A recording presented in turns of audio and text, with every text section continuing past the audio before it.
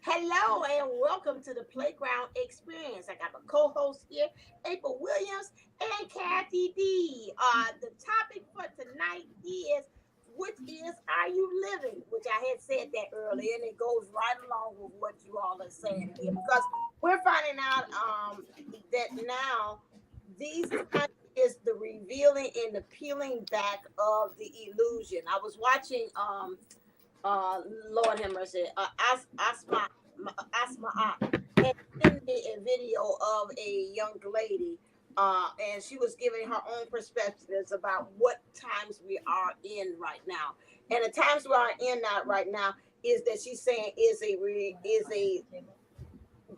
up I or guess. taking off of a layer of the illusions, because now the more we get closer into the 50, the illusions are now coming off. The things that we thought we know are not in existence anymore, and the things that we're finding in all different levels. And before we got on here, we were pretty much kind of tapping into that energy about that way of life that we think that's going on now is not really truly it. I can say for my testimony about that is that, again, my mom and I, with our dynamics of our relationship, one layer of illusion is one thing of how I had been perceiving her, and that kind of came off the thing which he just really had took me and said, you keep on with that one incident and you're covering it all with the rest of what how I am as a mother and our parenting and our relationship.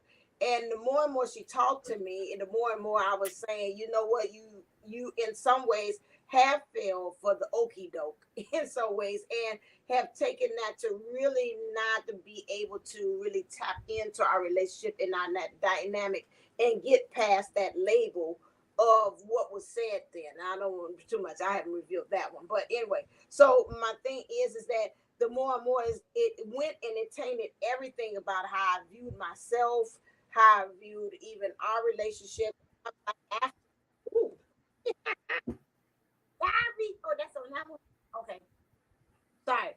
After that, things started to make this real major shift. And I seen how clearing up now here lately some things about this shadow work. You'll see that your manifestation power is now doubling more. It's almost like, to me, it's like some extra crud, and divine and spirit was like, I'm trying to get through it, but if you don't clear, I can't get past that with all this shadow or this dark energy or whatever heavy energies in order for me to really shoot you and propel you to where you actually are. I'm not saying I'm 100% there, but I do see a major shift by me layering that. That was one avenue of how things were getting blocked and stopping my manifestation power. So, we're just seeing this out in the world, and we're talking about how the illusions and things are being put over, we being hoodwinked on a lot of things, and how now spirit is like that can't go anymore. That's got to go. It's not. It's no more of that because it's messing with you with your true identity.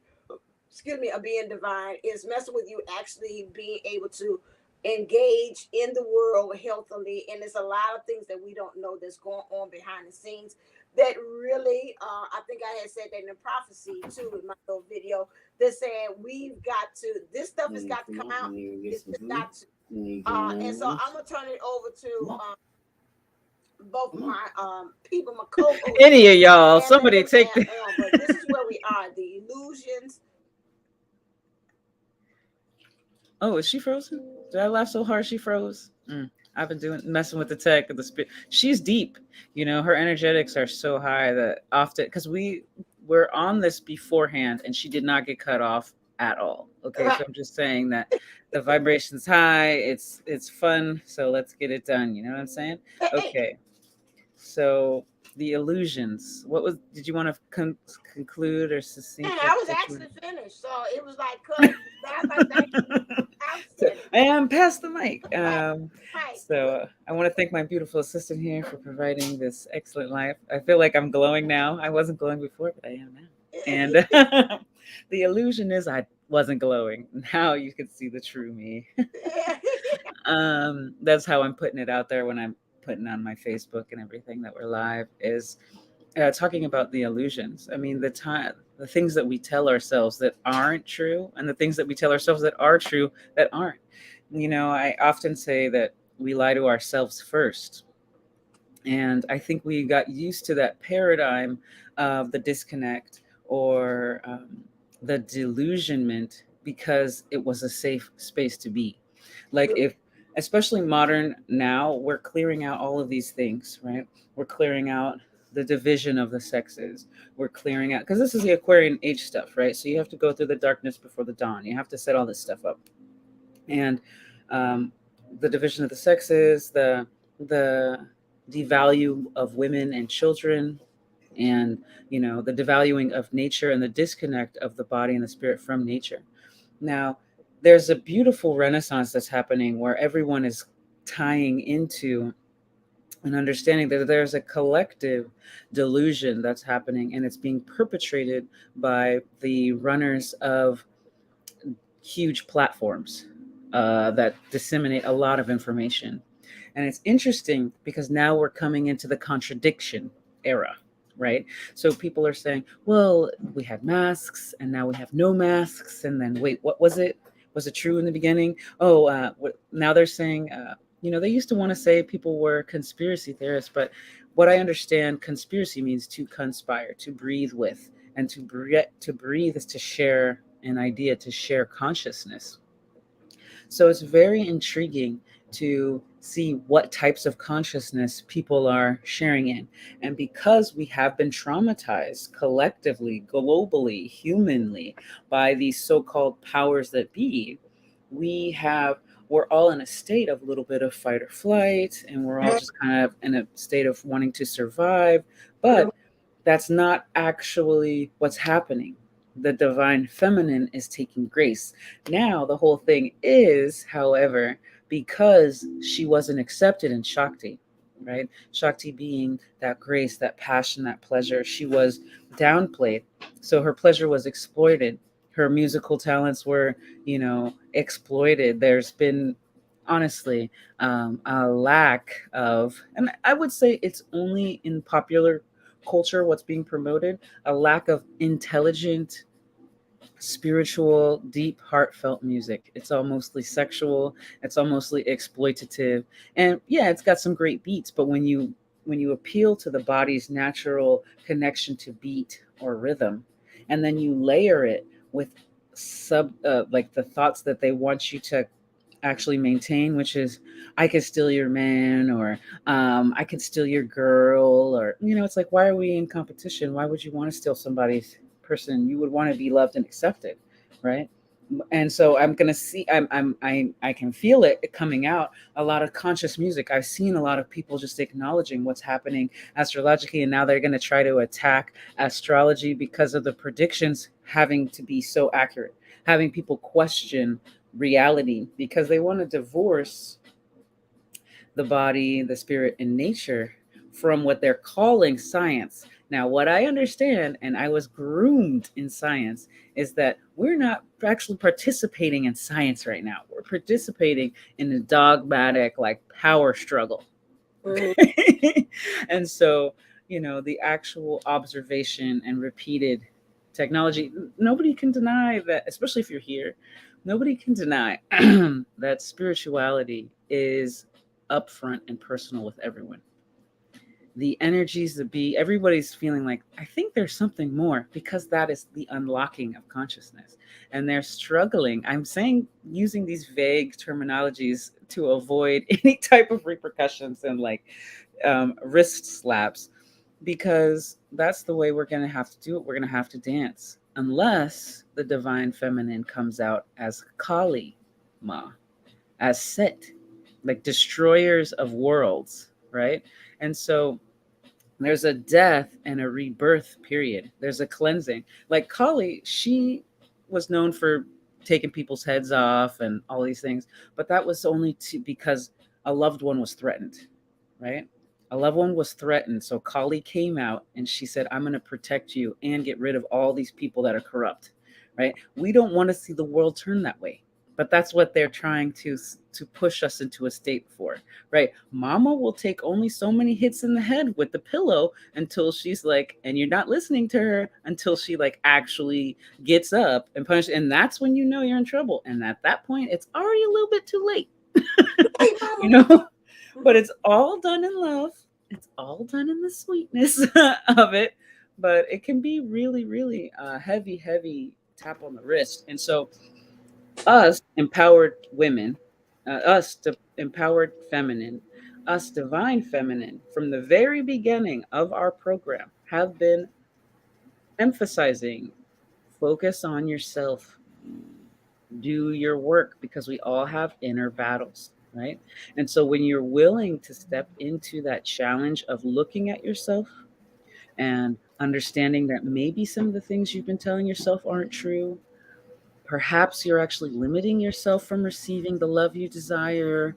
Perhaps you're actually not allowing yourself to have the career or the financial stability that you're asking for. All of these things are internal constructs that, when they're freed, and I know that that both of these women have felt that freedom. Right, I'm going through a little bit of a second dark night, so that's what I'm talking about them. I have had that taste of freedom, but right now I told the ladies I've been having one of those moments where I felt like an old truck, that just needs a lot of work, and it kind of broke down on the side of the road. So I put some stuff together, maybe use a little duct tape, and then I'm going forward a little bit, and I'm like, you know what? Maybe I should go ahead and retire the old truck and get a new truck. And I'm not talking about reincarnation cycle, but I am talking about that phoenix moment, that death and rebirth. And I don't actually have to full on catch in flames and rise out of the ashes. But that's kind of what it's feeling like, when you're going through that shadow work. Shadow work ain't easy. Like, I'm smiling because I'm delusional, but shadow work is it takes a strong heart. It takes the willingness to look at the stuff you don't want to look at. It takes the willingness to actually have compassion for yourself, which, again, society has not taught you to have compassion for yourself. Society has not taught you to slow down No. and breathe and enjoy this moment. It's actually been influencing you to stay out of body, to stay triggered, to stay go, go, go, to live in that fear cycle. And as soon as we step out, and sometimes it takes a little foreplay, a little ritual, you know what I mean? And that's why I like that my 999 ritual, because it's a nice foreplay. All right. It's a nice ritual to help you set up and shift your energetic field so that you're like, I'm free to receive now something that I desire. And so you start to like let in all of that gorgeousness. But at the same time, there's a part of the ritual that says we're not only are we bonding together, right? So you can feel that strength of working together, but it also says, okay, but where am I lying to myself? All those curses I put on myself saying I'm not good enough for this, or maybe I don't deserve that. And it's like, honey, our society was just a little sick when you learned that information, Mm-hmm. right? Our society's been in a state of warming and healing and growing itself. And we're at the point now where the whole world, you can see it on an open stage, the mistruths, what actual misinformation is, and how we're all kind of being coerced into a thought pattern. There's too many of us, and our consciousness is spreading like wildfire. And we're very much so in the Aquarian age where telepathy is a real thing right now. I'm sure these ladies have felt it too. It's just like as soon as Oh you're yeah. thinking of someone, they're thinking of you back. You know, Mm-hmm. as soon as you start to put some energy towards something, you can see it start shifting in everyone around you, and it's a beautiful thing. But that also means you need to know how to control your thoughts. Right. You need to figure out what programming and reprogramming is necessary for you to receive that heaven on earth, because that's what we're shifting into. And that's what all those hippie songs were about in the last musical renaissance in the 60s, when everybody actually played instruments versus using voiceover boxes. Let me not. Okay. A purist. But I know, a little bit of a purist. Yeah, I know. Let me I love this meme. It was like, if you don't accept me at my Kali, you're not going to accept me. Or if you don't accept me at my Kali, you're not going to get me at my Shakti. So that's one of the beautiful things about religions that have multiple deities. They use the face of humanity. And that's the story, is that the gods are reborn every so many thousands of years, so that they can feel what it's like to be on Earth and actually set forth. So I think they're ready to play, baby. We got all this awesome tech. We're ready to play. Somebody's ready to play. Yeah. You like, ooh, baby. I know the kisser. So what you think, Kathy D? Well, it's so we've got so much going on. We've got the coming into the Aquarian age, which we've been, talking about since January, which is such a big switch, and especially for earth signs, we kind of like to stay rooted and grounded, and the whole, as we go back and look at, hair, and the age of Aquarius and all of that stuff, we're a little unrooted on that. um we're not, I will say, we are not a group of signs that like to jump into our feels by any means. We will keep those as hidden as humanly possible.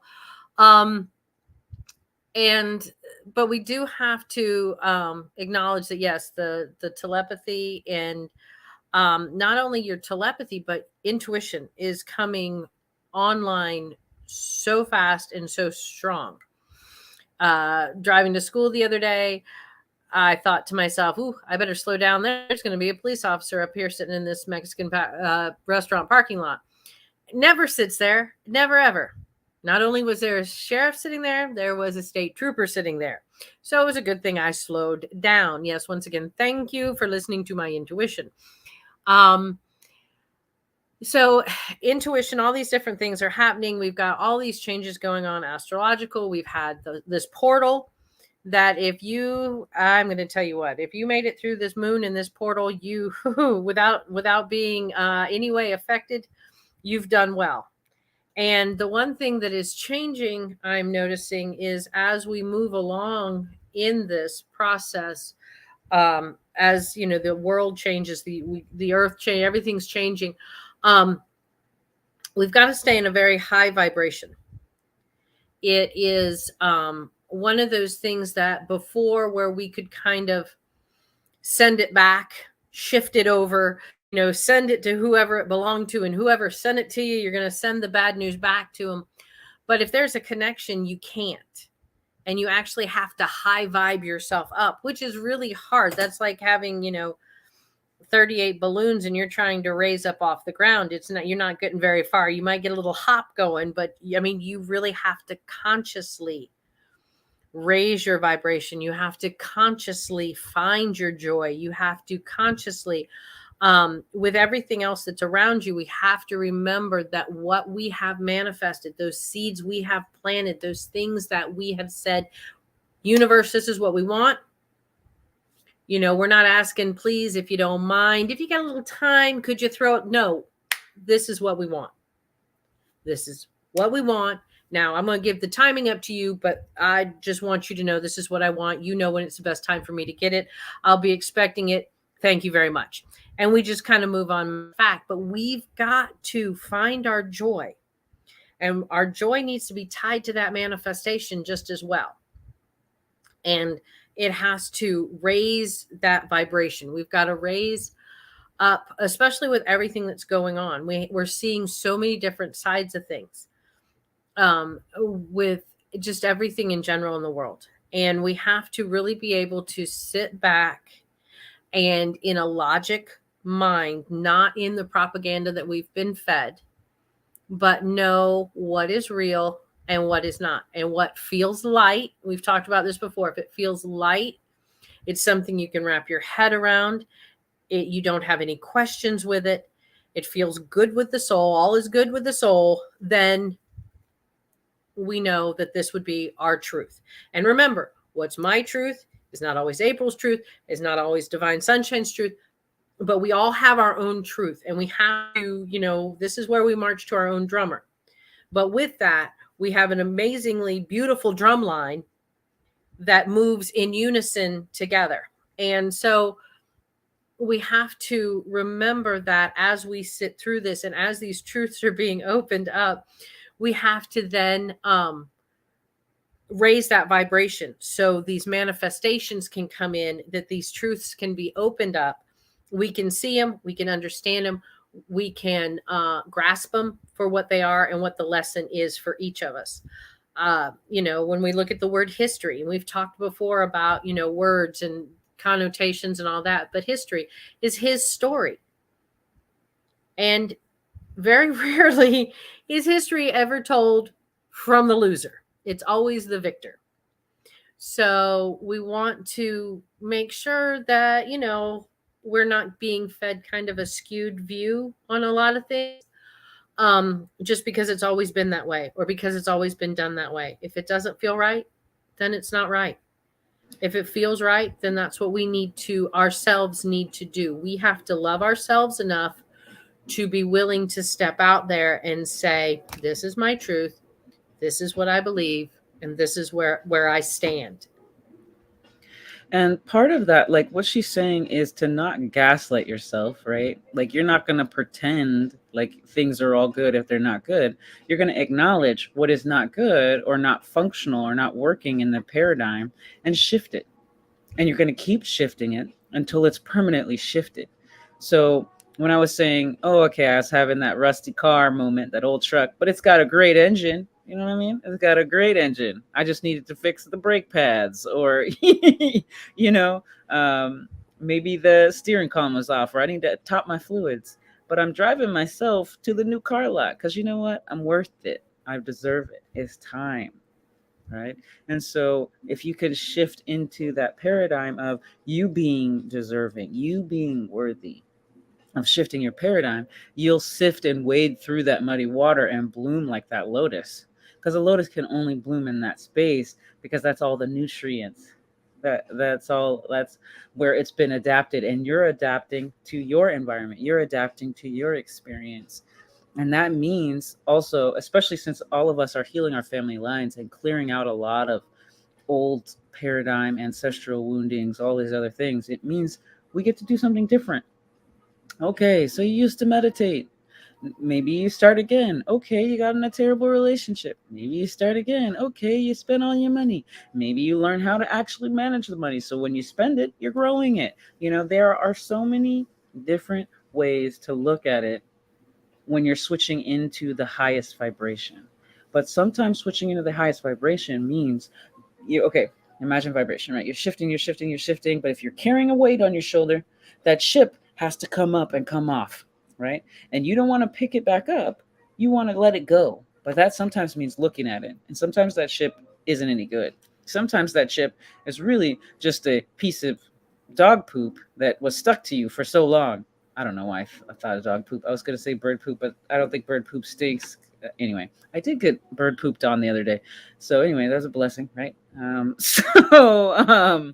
But shifting into your highest vibration, or your higher and higher vibration, because we're all going collectively. It's happening planetarily. That means all the stuff is coming to the surface. So for a lot of people, I'll use this analogy because it's my favorite analogy about this experience. But some people about to find out Santa isn't real. Okay. So do you remember what it was like if your family was into Santa, right? What? Santa isn't real, man. Like if somebody told you at school, and that can hurt unless you're aware, because all those presents were in the closets and you weren't supposed to see, and you kind of got in trouble for going in the closet, and you saw that thing, and then you saw it again under the Christmas tree and it was labeled Santa. Some of you had an inkling. Some of you kind of knew. You know what I mean? Coming out of the closet had a whole new meaning at my house. But anyway, go ahead. Yeah, it's been a journey, and it's going to continue to be a journey, because the shifting in these rough years are supposed to go until what, 2025, 2027, something like that. So what we're coming out of, this is the oh snap year, I had no idea year. People like, what? And I'm really happy. I'm a little rough, but I'm also very happy, because all of the medical information that we need to know is now being forced out of these companies. Everything I was taught in school, biotechnology wise, was it takes 5 to 7 years to verify anything. And even then, it can still be recalled. And I've had what did I have? I had the Norplant. I thought I was doing right by myself by getting the Norplant, which is a 5-year birth control system that was used to be used in the arm. And I got it when I was like 16 or something because I thought I was being smart. 2 years later, when I had a nonstop period and they wouldn't take it out when I was on the East Coast because they said they didn't put it in, it was recalled for various reasons. So that means I permanently messed up or changed or altered my system because I thought I was doing something smart that they said, you need to use birth control. You need to use these things. Don't learn about your body. Don't learn about the rhythm method or when you're ovulating or what any of your body is actually telling you. Just take these things and you'll be all right. Well, guess what? I was not all right. I was very anemic, very tired, and I had a lot of recovery and healing to do to get myself correct again. And they had been switching me from birth control pill to birth control pill to birth control pill, and then also other hormones. And then I end up having PCOS, which I was able to kind of clear out using what I was guided. I really I loved it. The full part, that was fun. Just floating around, just letting it just all come together. The universe just shows up for you. It's like, I need money. And then the universe calls. It's like, here's a gig, or here's a job, or here's some money, And that was fun. But now it's time to be a little bit more wise. I use that time to learn some wisdom. And now it's time to step with wisdom. But also reconnect with that fool's purpose again. Reconnect with the starting over. Reconnect with allowing myself to be fully guided. Because when you get burned and you're doing that whole process of relearning yourself and healing and moving forward and trusting, you can probably misstep, maybe make it a little choppy, but choose to choose you over and over again. Choose to choose grace over and over again. Like today, I woke up with a little bit of an edge, right? I couldn't figure out what that edge was, that energy was. So I decided, you know what I want to feel? My best life. So I'm going to just choose that.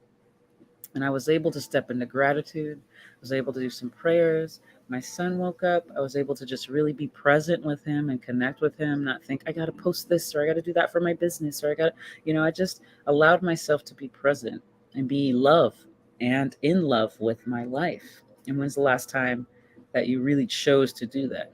From morning until night, just keep choosing love. And there you go. Goodbye. I'm just kidding.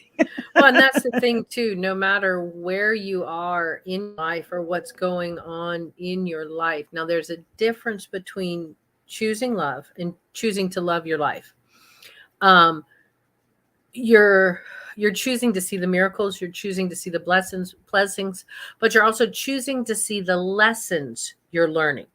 You're not turning around and, loving your narcissistic roommate. That is still not, that's a non-negotiable. It's a no bueno and, ain't happening kind of thing. But you thank them for the lesson that you've learned and you move on. And, you just keep going and you keep finding your, I don't even want to know. You just keep finding, your blessings throughout the day. You set yourself up to find your miracles every day. And actually, one of the things, I'm a big fan of Mind Valley. And one of the things that the director of Mind Valley talks about is having a journal. And you guys know how I love to journal, but to have a journal, and it's my daily magic. And it's the magic that you see every day. And you get in the habit of you finding it. And as you go through it, you'll see that it's just little things. Oh, parking spot up front at Walmart, never heard of, and you jot that down and just little things. And you just write them down as a day, I had, whatever bird, was singing outside my window or, whatever. And, I had a great conversation. I had, all this stuff, and you just start listing it. Well, as you do that, then you start noticing that the magic and the miracles keep getting bigger. And it's just like as we manifest, we're going to manifest, say you're trying to manifest a large sum of money. You've got to manifest the $100 and you've got to manifest the 500 and you've got to manifest the 1,000. You've got to manifest those increments in between. It's like in a car, you can't go from 0 to 60.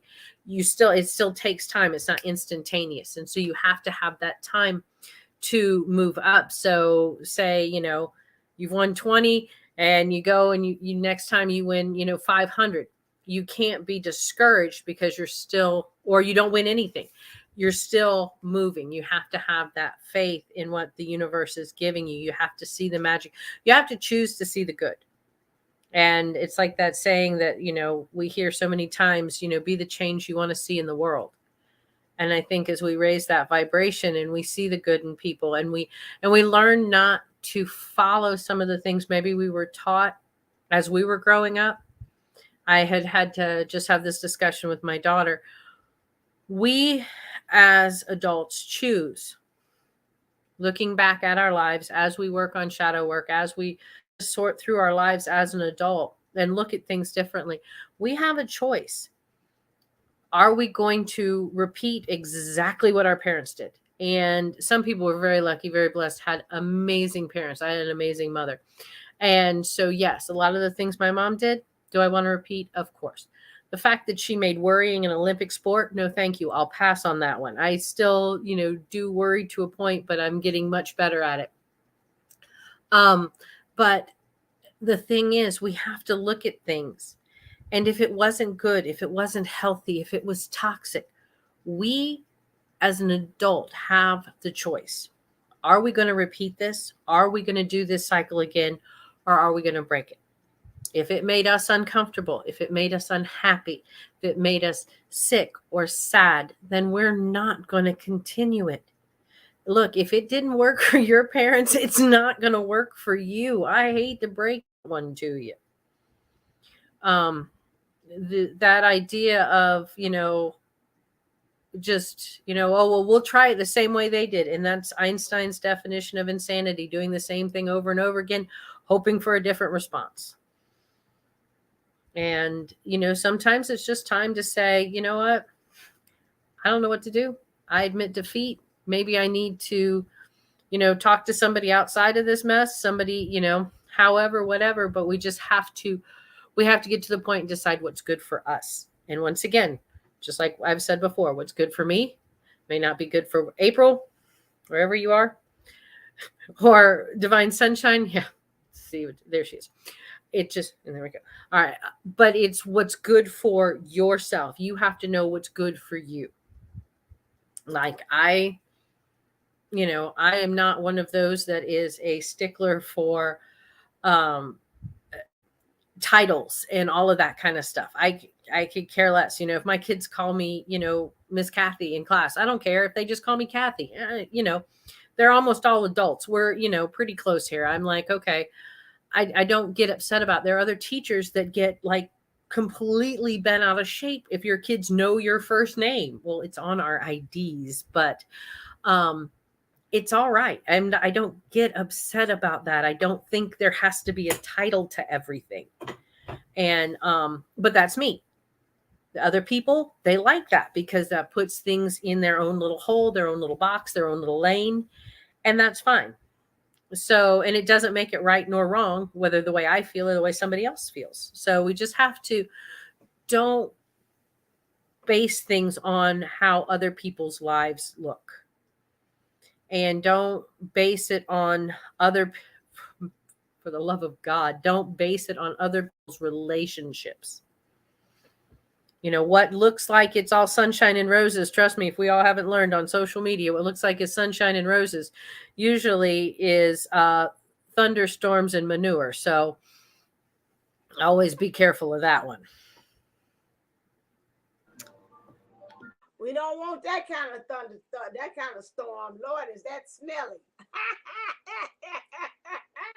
Oh, that, but yeah, and I'd seen something, I think, with Mel Robbins, and she was talking about that too, because I've been a fan of hers, and she's like, you know, a lot of times when you go through things in childhood, you know, at that time, you know, what the parent was doing, they're doing the best, but when you're as an adult, it is your job to require for you to reparent yourself and to heal yourself as an adult, because that's no longer their responsibility. They did the best they could at that time, but it's now your responsibility to heal and not to stay back into that same proverbial cycle before going on. And that's like really in any kind of situation, not just with growing up. Hey, hey, not only just with that, but also if you had any kind of trauma or hurt or pain like that, you can't stay in that cycle of things. It's time for you to kind of break the cycle and keep on going a circle in the drain to get out of that situation, because it's not helping you. It's making you stay stagnant, but it's not helping you to level up and go to the next level. So I like how she was saying, it's your responsibility. If nobody has told you that, it's your responsibility to become resilient. Your resiliency is your responsibility. How you do that? Through parenting, forgiving the situation. You can't keep on playing the victim role or whatever, even if the horriblest things had happened to you. Again, that keeps you stay stuck right there, and it doesn't help you to perpetually move on and to step into your divinity by staying in that. So I'm in total agreement with that, and I thought that was poignant. Some things about journaling, like I had admitted on the podcast again, I was not a journaling fan, but now I am. I am with the journaling, and it's a lot of things that she's has said. One of the things on her Give Five, and I will give that also, which is helping, especially with staying out of the illusions. And one of the illusions is the trauma and not really seeing things for face value. Again, we always say staying present. And some great things that I have learned through her little journaling exercise about high five, which is really good about, taking a breath, seeing around you all the little five things, what you using your senses, what you hear, what you smell, what you see, what you touch.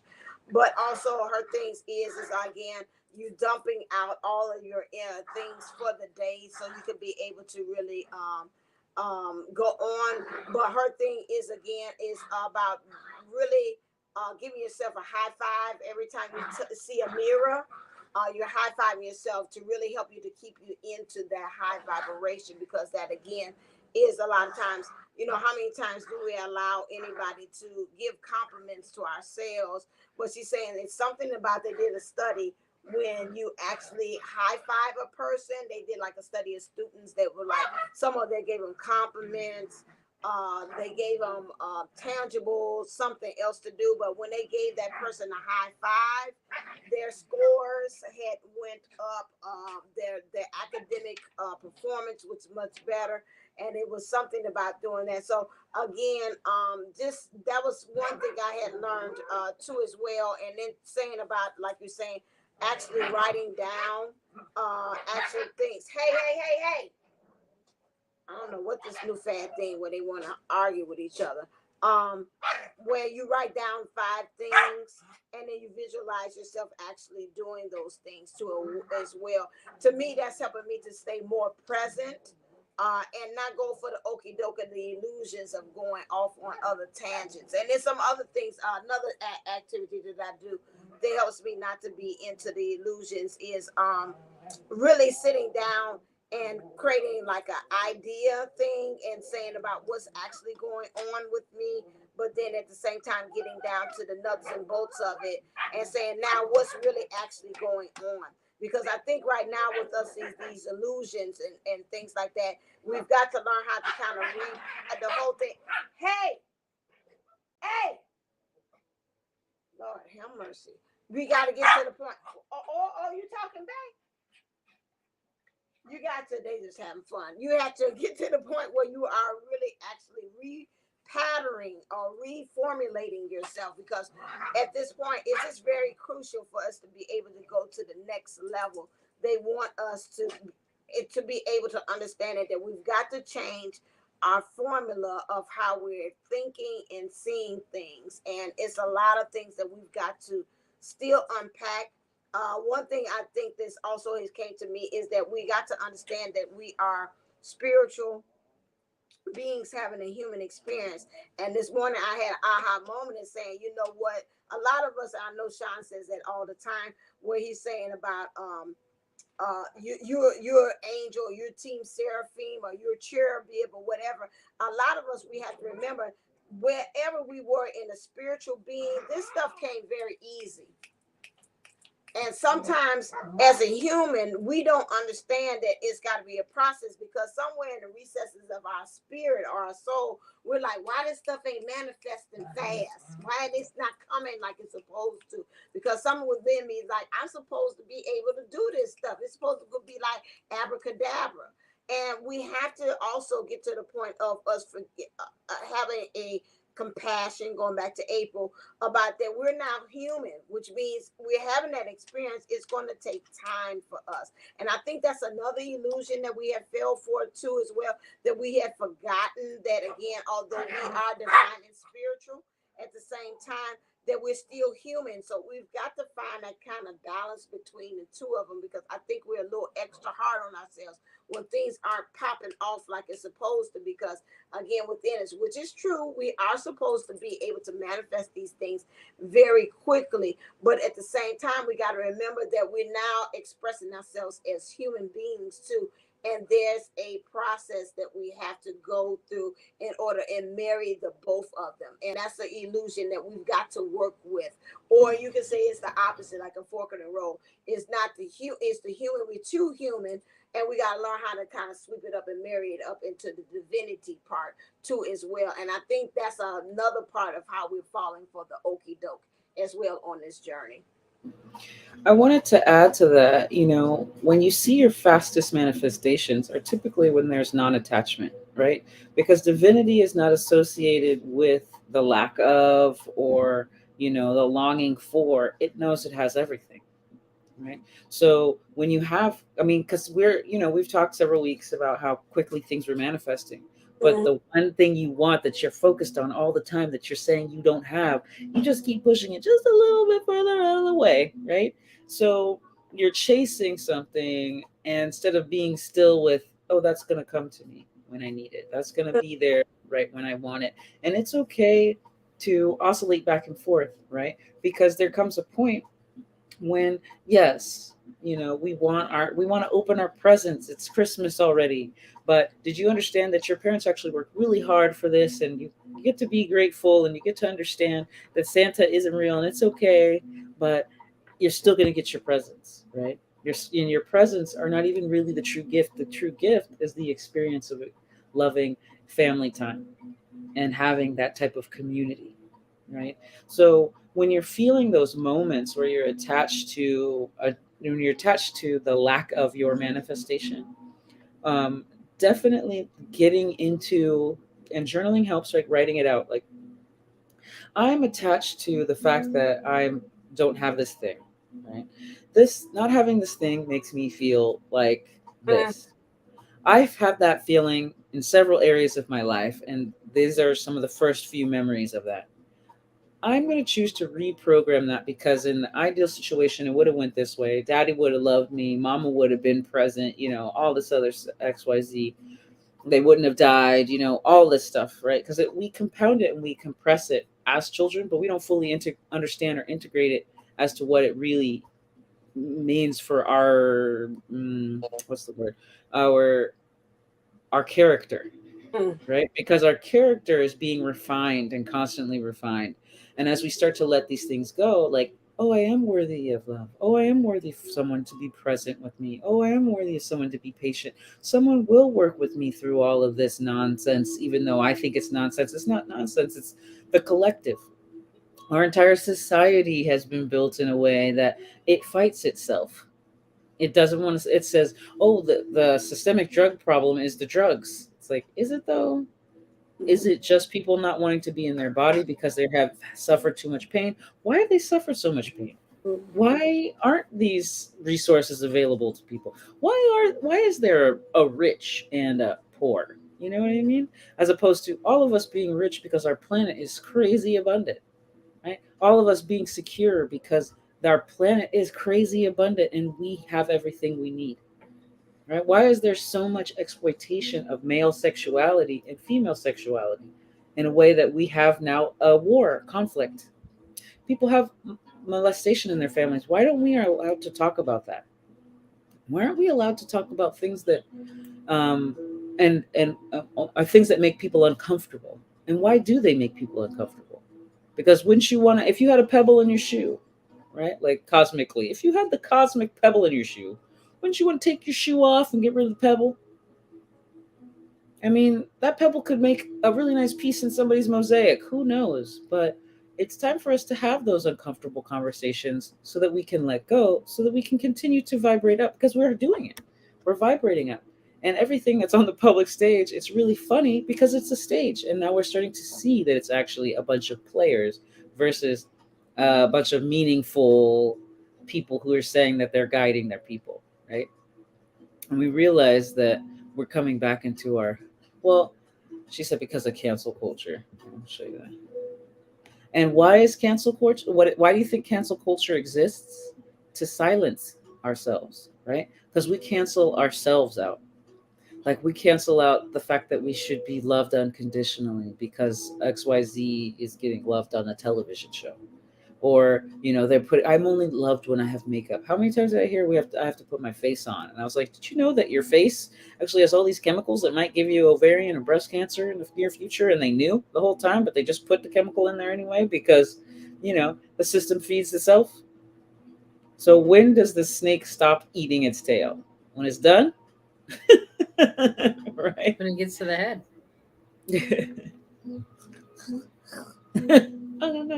But it's a beautiful world out there. I'm very excited that we're healing. I'm gonna take my face off. That was a trippy movie, though. I did love that movie, though. I had a thing for Nick Cage, to be honest. Oh yeah, Nicolas Cage, John Travolta. That was a good one.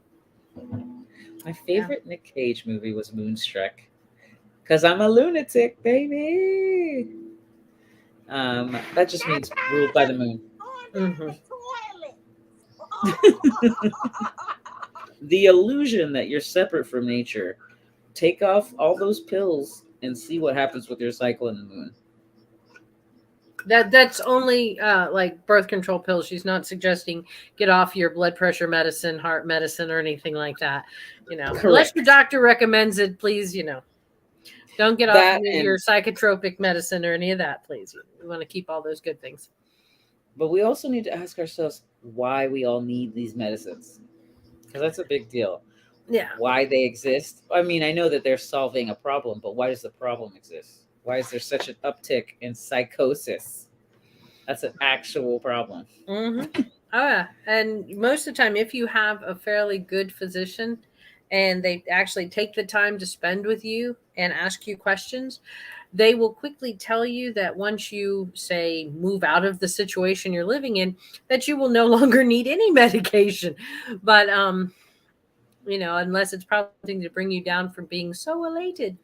But, there's a few physicians out there who are promoting the nutritional style. Right. But I'm very lucky. My doctor is one of them. And a lot of people are pill pushers, not by, it's by design. The system is designed. So when I was in pre-med, and I got a pre-med for my own personal reasons, but I realized that they dehumanized the body, right? So there's not a soul in that body. That body is just organs and flesh, and you can cut and do these things. And I really was not able to marry those things. Maybe I should get into osteopathic or naturopathic, but that's another conversation. I'm sorry, y'all. I don't mean to be sitting thinking about. It's I should be a doctor. The fascinating thing now that is going, and it started in Europe, which is amazing. Europe, in most major surgeries, be it any kind of cancer surgery, any kind of transplant surgery, heart surgery, anything like that, with the permission of the patient, a Reiki master is in these surgeries. And the reason for that is it is the Reiki master's job to care for the soul while they care for the body. Now, Dr. Oz was one of the first doctors to allow a Reiki master in one of his operating rooms. And so it is slowly coming around to this point, but they are now starting, more and more of these doctors are starting to see that, yes, there is a soul, there is a body. I am trained to take care of the body, the meat suit. They're the mechanic for the meat suit.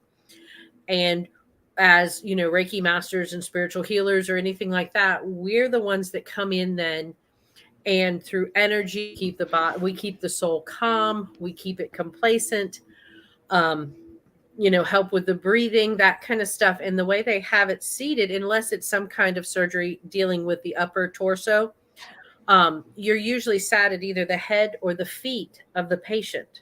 So you're the channel on the chakras for the energy. You almost, if you can imagine, your life support for the soul. As the body's being worked on, it might be in some kind of form of shock or whatever. You transmute that energy, and you conduct it through that body, as long as it's not able to. Hmm. And it's quite fascinating. But they've done it for years. I mean, before they go into chemotherapy, before they do so many things over in Europe, they involve a Reiki master. They involve, now I can't think of the word. It's the person scan for healing. Jose Silva's daughter is one, and is amazing, where you can scan the body after they walk through. The only difference is you can't, unlike Reiki, you cannot do that scan as long as they're in the same room, because you pick up all the other energy in the room with it and can give you false readings. But it is also something that doctors use intuitively. Is it a medical intuitiveness or I don't remember how it goes. But anyway, so then the doctor will go and examine the patient. They're having trouble with their back, or they're having trouble with this. And then she would go in and sit and talk with the doctor and say, I really think you need to take a look at their kidneys, or I think you need to take a look at their spleen. And more than not, she was right that there was also, that was the cause of where the disease was coming from. So we're slowly moving in that way, but we've got a lot of doctors to get through before it becomes a common practice. I mean, if you think about the foundations of science, it's really, boys, it's really a club, right? So whoever's in saying what most of the people are saying, they're fine. But if you come slightly contradictory to what it is that the majority belief is, you have a fight. Like Lister, which is a very cool story, and we'll get into what Mimi is talking about in a second. Mm-hmm. But and I have a couple points on what you were just saying. Lister was laughed out of the hospital and died like penniless and thought to be ridiculed, but he was the one who it's kind of like invented, but not really, but the protocol of washing your hands. And he was just talked down to the whole time. You don't need to wash your hands, whatever. But all these women were dying in childbirth because the guys were working on dead bodies in the morgue and then not washing their hands and coming up and delivering babies. So they had so many mortality rates. And they were just like, oh, it's just the women. They're faulty. Let's just remove their organs. Da da da da da. Right. But it was actually because they didn't wash their hands. And this is before microscopy and being able to see bacteria and so on and so forth. And he noticed that there was a direct correlation between if you cleaned your hands and the survival rate of the mother and non-bleeding out versus dirty hands after working on a corpse and then delivering a baby. So it's relative to who and when and what, right? So never put all of your faith in one particular thing. Get multiple opinions, especially if you're having some energetics that is contradictory to what your core belief system is. And in terms of like European and medical, what's really cool that they are incorporating that higher vibrational energy work is I was watching something where this woman, she had lost like 15 or 20 pounds in a month, was eating junk, like the same junk that she would eat in America. But she looked at the ingredients list, and the ingredients list was much smaller. There was less preservatives, less foreign words, on the same like Count Chocula and all these other random things that were just kind of junk food. She's like, I'm eating the same food, but the food itself is a higher quality. Mm-hmm. So think about where you are and how they're invested in illness or wellness. Like I was told, and I don't know if this is 100% true. Okay. So let me clarify that first. But when you're doing in Chinese medicine in certain places, you pay the doctor when you're well, and you don't pay them when you're sick. And in our culture, you pay when you're sick versus paying when you're well. Right? And so Mimi says she was concerned. She was wondering about putting the kid on medication, right? Because he's excited and jumps around, and that he's been doing it for since he was little, right? And so I have to say, one, trust your intuition on this, too. But I don't think it's a habit that we have to outgrow, right? Because in terms of emotions and being able to feel, and we actually have something, we have, like, when we're sad, we cry. When we're joyful, sometimes we're happy. When I eat a good meal, I start singing and dancing a little bit. I got a jig, When I go into meditation, I start movement and I allow the energy to move. I know y'all can hear the neighbor is so excited. Are they going at it over there? Are they losing it? She's looking for a dog. She's ready. um, but yeah, it's a process and it takes time to kind of fly into the intuition, but it's okay to show emotion. It's okay to have a thing that you like to do, like maybe because I do, when I start to meditate, the energy comes through me so much that I start to do that rocking back and forth with my spine. It's does the thing is with autism and stuff, it's can he pay attention and do his work, right? If he can do that, then he's fine for the most part. If it's just, I mean, medication is a huge thing because we honestly don't know the long-term effects of medication. Most medications have been made within the last 20 years. And so they're not even supposed to release stuff, like I said at the beginning of this episode, but you were late, that I used a birth control. It was supposed to be for about 5 years. And uh, within 2 years of me having it, I bled every day for 2 years. And they wouldn't take it out of my arm unless I went back to the original clinic that took it out, or at least moved back to California from Virginia. And what was really harsh about it was that was then recalled, even though it had been in process and subject to all the testing and 5 to 7 years worth of testing. They released that. And I was on that. And I did a lot of hormonal damage to my female organs and stuff because I ended up with PCOS because I was put on a medication, or I chose to put myself on something that was prematurely like diagnosed, kind of thing. Oh, there goes my And me, glow. yeah, and Mimi, I'll tell you this too. As a teacher, as long as you are not getting any reports from the school, by the time he's 13, you're going to be getting reports from the school. You're going to be getting phone calls from guidance counselors, things like that. If he has got a wild imagination, encourage it. That is the one thing our kids don't have now. I'll say, well, draw something from memory or draw something off the top of your head. Well, we can't. Well, I need a picture. No, you don't. Just make it up. And let's see, he's been an all A student since he started school. He's in the tag program, student council, beta club, takes 8th grade classes once a week. Honey, don't, until it becomes a problem, do not put that boy on medicine, please. So what happened was with my mom, right? They put her on medication, and it took about 8 or 9 years to figure out the right dosage for her, right? But she was from this vibrant, like spiritual woman to like a zombie. Like she barely smiled, she barely laughed, and that's a heartbreaking thing, especially for a growing boy who's like turning into his manhood and like all this other stuff. Just trust yourself, girl. But that's okay, because I had that moment this week where I was like, "Who am I? Do I even know what I know anymore?" And it's like, yes, you still do. It's okay. It's okay. Yeah, and I'll say it also from a teacher standpoint too, as well. And I always remember the guidance counselor telling me that, and she's like, what? To be truthful with you, Booker. She said all of us have a little bit of autism in us. Period. And I was like, and I didn't know. I was like, really? She's like, yeah. I mean, when you find yourself like me doing now, I'm self-soothing. I might rock back and forth. All those different kind of things on a little small spectrum, we'd have that. And so if he's still going back what Kathy D is saying, if he's still functioning, if it's not interfering with the work or 8% of him doing his classwork, he still is. These kids are coming in, these star seeds are a different kind of creed.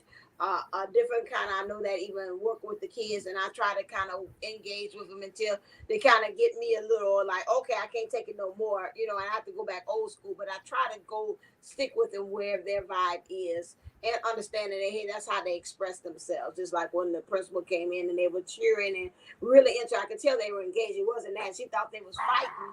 And I was like, no, they really like, I'm into this. Like, woo, they was teams and doing an activity, and they were teaming up with each other, and they was like really pumped up. Somebody on the outside said, oh my God, that class is out of control. But I knew where the kids were going. So that's the same thing. You know your child, you know exactly what is going on. And so don't feel, but like I said, I remember her saying that, and I took that and I started looking at people. I'm like, yeah, I got a bestie. She does this all the time. I said, okay, that's something. I rock from time. My principal used to rock all the time. We just talk. So that's all we have, different kind of things to kind of say. My dad pat himself on the head all the time or pull his hair. So, everybody's got a little bit of it. So if it's that big of it and it gets to a point that it's interrupting his life and his processes, then I would say, yeah. But the medicine and the medication, especially being African American, not throwing the thing card or the out there about race, but we have to kind of be a little bit leery and watch that too, especially when we're talking about African American males as well. We want them to be able to thrive and express themselves, but when it gets to the point, like you said, the school is calling, people are saying things, and it's interrupting. And it sounds like Right. that his girlfriend has a little bit of a judgment issue and is always trying to nitpick at things, probably just to feel like, oh, I can control, or this is better, or I'm helpful. Look, I'm helpful. Like, who knows what her issue is when she's sitting there saying, because it's not hurting nobody. He's just happy. You know what I mean? And sometimes that's all it takes to drive people crazy, because they don't want you to be happy because they're unhappy. Or maybe she had been like that and had a vivid imagination as a child and was told to stop, to grow up, to get out of her head, quit with all this stupid make believe stuff. And when you do that, you steal the childhood away. And I think there's times we all still daydream. And you've got to have that. If you didn't have that, we wouldn't have hope. And that's where our manifestations come from. And so we don't want to steal that away. But it just sounds like she's not happy or wasn't happy with the way something happened in her childhood. So from I'm laughing out loud. From the deep South, you just smile and say, bless her heart, and just keep going. That's the nicest way to put it. Aren't you special? But yeah, and if you don't know what that means, text me later and I'll tell you. But yeah, so I wouldn't worry about it. If this is the first real person that has brought this up or to your attention that they might have, so what? Yeah. I mean, even if she's a professional, professionals look for problems, right? That they're trying to look themselves to be useful or worthy, or all these wonderful things. So, water off a duck's back, Mimi. Water off a duck's back. Yeah. It's just coming out now. That would have came out down the line. I think had second graders or third graders, or even kindergarten. You can spot that a mile away. Oh no, that baby, something not right about that baby. Something ain't right. Oh Lord, so you know that right. Soon as you see that, and then they walk into my classroom and it's like, oh dear God, who missed that baby? Right. Oh my, yeah. And then invariably they're the ones being, suspended for 6 weeks or, longer for their deviant behavior that everybody's just now figuring out. Right. Yeah. So that would have been spotted a long time ago by some teacher. They were like, excuse me, can I talk to you for a second, Miss So-and-so? I'm like, oh Lord, what's going on? Yeah, if there any grain of salt of teaching, that would have been already came out. Already. That's been showed itself. You can't hide that. Not at all. And it would have been used in the terms of lack of focus, distracting. Right. Because here's the other trick. I don't know about other states, but I know in the state of Florida and the state of South Carolina, You cannot say as a teacher, not even a guidance counselor, unless you're the licensed psychiatrist for the school, you cannot say, I believe your child has. Right. Or if you do, the county now then has to pay for all the medication the child is on. So, because you have diagnosed, Right. and Yeah, you're not allowed to do that. they leave. So, Yeah. Right. Unless they say, oh, okay, well, you think that? Okay. I see that, but those are, yeah, you don't do. That's right. You're right. You can't go all in and say that. Have I? Yeah, I have. If depending on if I know the parent, I have said it like, I think they got ADHD. Okay. I'm just gonna put this out there, but I know because Mimi is one of our regulars, but the woman who told you that brought it up doesn't she love to trigger you? I'm just saying. Yeah, So we got to remember that. We got to remember that she loves to trigger you out of your self confidence. right. mhm. So we'll be all right. It's gonna be all right. I'm glad you brought it up, though, right? Because Mhm. without, they say the Well, squeaky wheel gets the grease, but I think it's more like we gotta squeak just to kind of keep making sure that we are all in this together, Right. and we all care And that you be happy. that's another illusion that she's going into buying. yeah, and that's what I was going to say. That's another thing that that's kind of the truth that is coming up. How many of us, especially those the late 30s, 40s, and on up, we didn't have the diagnosis of ADHD. We didn't have the diagnosis of ADD. Is that? And it was one of those things that you just, they were just hyper. And little Johnny just needed to sit down, or the teacher put him in the back of the room so he could pace around or, crawl around on the floor, bark like a dog, whatever he needed to do, as long as he didn't bother his classmates. But then he had to get to work. And, yes, were there kids that really suffered with that and probably would have been very successful if they could have had some medication? Of course. There's always, the ones that need it. But then there's also, we have right now a whole bunch of them that have been put on it that never needed it. Right. That were just normal little boys and girls that were hyper and happy when they were with their friends and excited about life.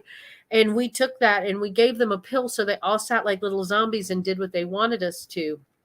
And I was actually talking to a group of my seniors today. We were talking about people and their intelligence levels. And I said, you don't have to be book smart to be intelligent. So one of the most intelligent men I know will tell you he's not smart, but he is. And the thing is, too, just because you're book smart and you can regurgitate what a teacher tells you, that means you're a parrot. That doesn't mean you've actually learned it, because our kids have learned how to regurgitate this for this test. But if they do anything differently, like April always tells us, there's more than one way to the number 9, which my class now repeats that. They love that, April. But there's more than one way. And who's to say my way is any different than your way? And that's like kids will, as we're doing paintings right now and acrylics. And I'll say to the kids, if they get an effect that how did you do that? Show me, teach me. You've got to let these kids be themselves, because, they're figuring things out that because we've been so in our structured ways and they're just kind of free forming and just going with it. We're learning from them, and we've got to allow them that the way I paint acrylics doesn't mean it's the right way. And I tell the kids all the time, it's just the way I learned to do it. I'm going to show you how I learned to do it. And then, you can take what works for you and throw out what doesn't. It's like a tarot reading. And we go from there. But and the kids were telling me so many of the teachers are not like that. They don't allow them to figure that out on their own. And it's interesting because there's such a strive for power. People do not feel personally empowered, so they want to power over other people. And so, I think about it from the whole thing, like how I'm going to teach my son math, right? I think it's interesting that I'm forced to say, okay, now you have to count these one by one, even though you can look at it and tell me how many there are, right? You remember how you had to do the long way? you couldn't just say the answer. I mean, yeah, granted, we have calculators now and nobody really technically needs to do the long way, but they made you do it step by step the way they wanted you to do it versus you getting at that correct answer. Even if you had the correct answer.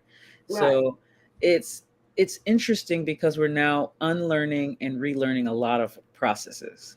The question is, what do we want to take with us and what do we want to cultivate in this new earth, right? In this new heaven on earth situation.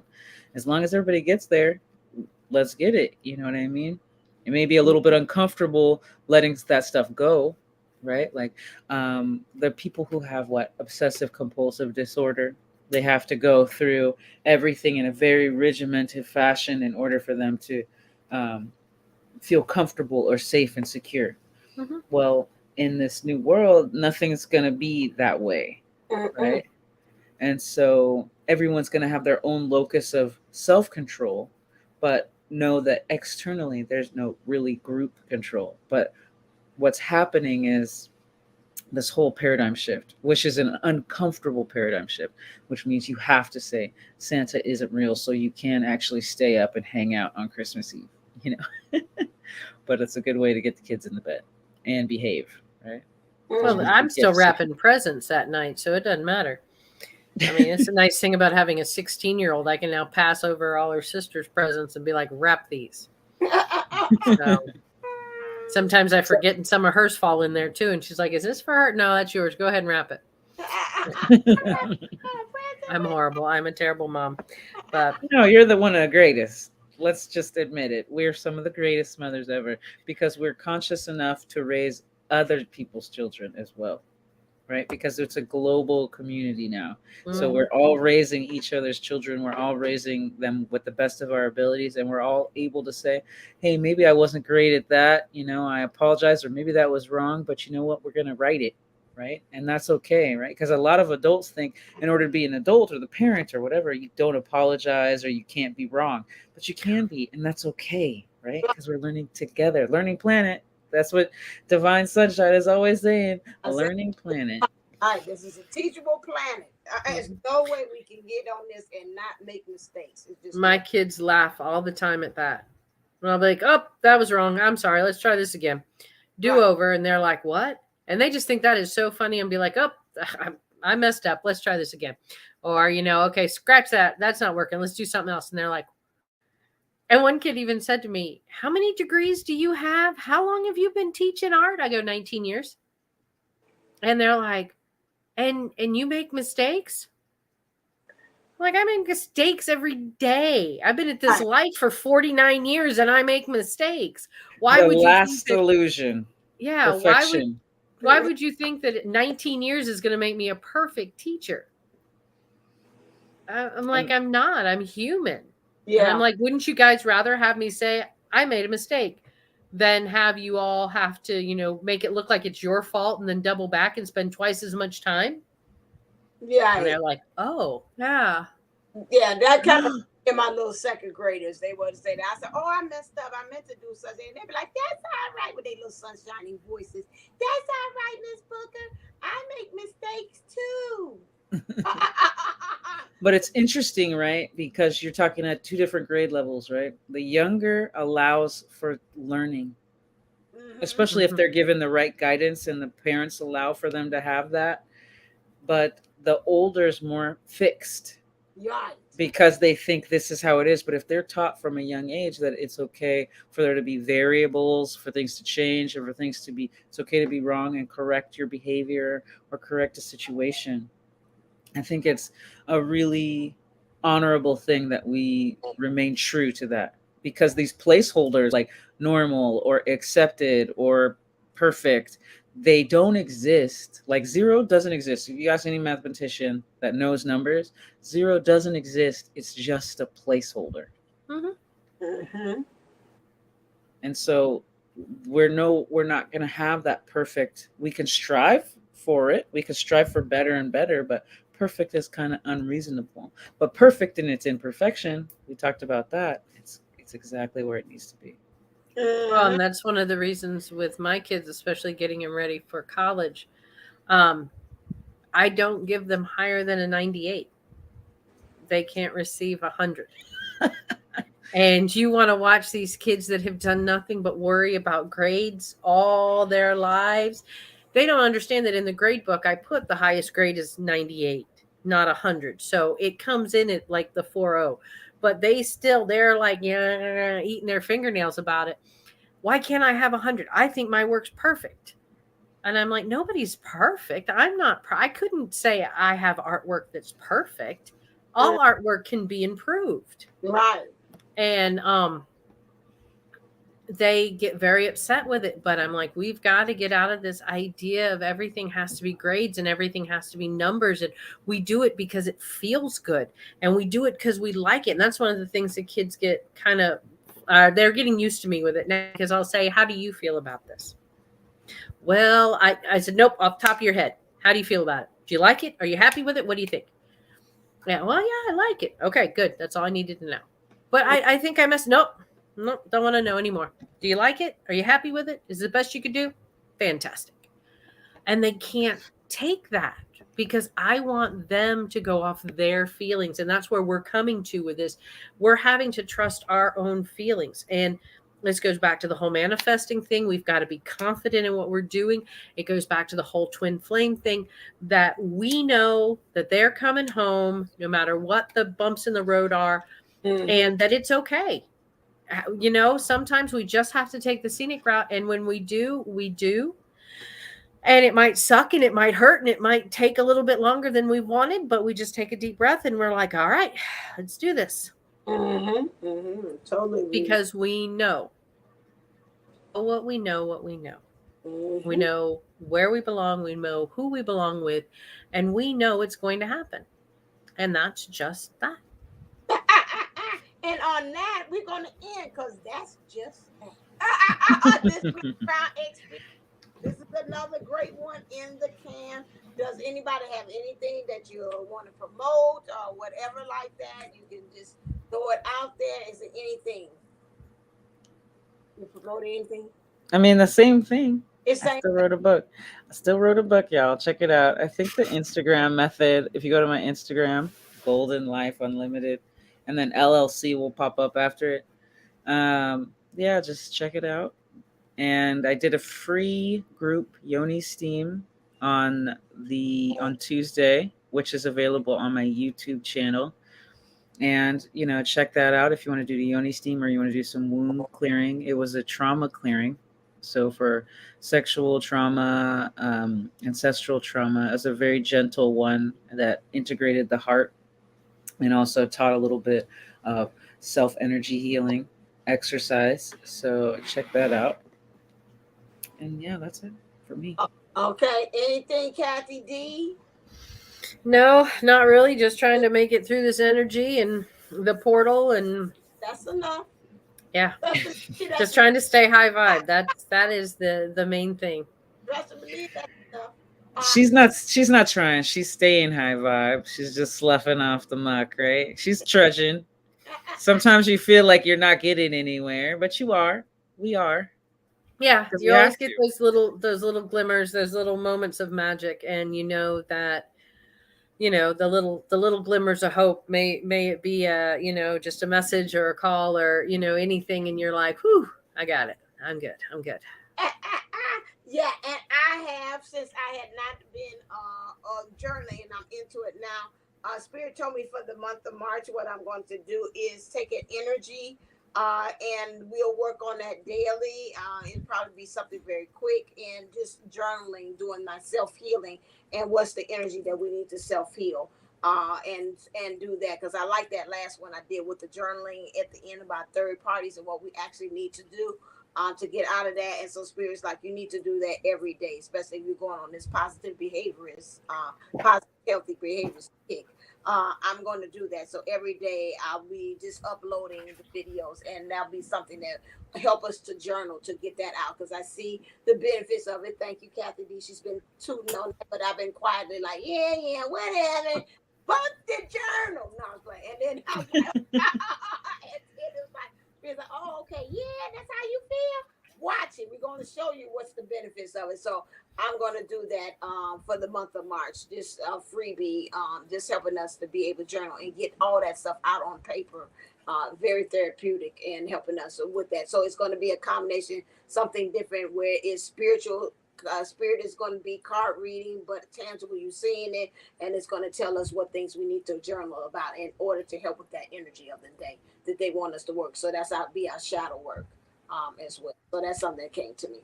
And that's another neat way to journal, just to tag onto that, is if you have your own tarot cards and you shuffle them and you're playing with them, tarot cards, angel cards, oracle cards, whatever, and ask for guidance on your day.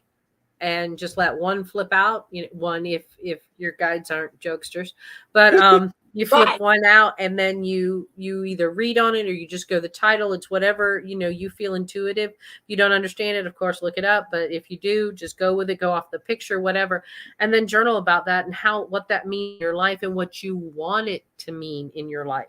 That's a good way of doing it too. Okay. Yeah. So that's a really quick way that a lot of people tell me all the time, I don't know what to journal about. I need help. I don't know. And I'm like, well, whatever's, on your heart, on your soul, whatever.